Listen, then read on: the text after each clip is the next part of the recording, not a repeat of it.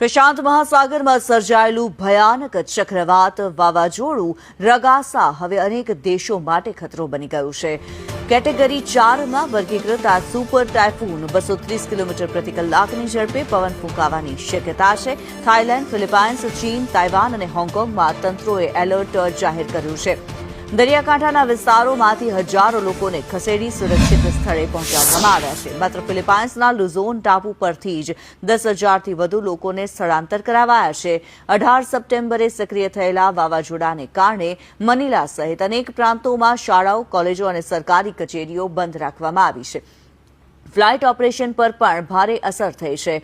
અંદાજે 500 જેટલી ફ્લાઇટ્સ રદ થવાની શક્યતા છે. દરિયામાં ઊંચા ઉછળતા મોજા માછીમારોને દરિયામાં ન જવાની કડક ચેતવણી આપવામાં આવી છે. આ વાવાઝોડાની ઝપેટમાં આવતા અત્યાર સુધી 5 લોકોના મોત થયા છે, જ્યારે 50,000થી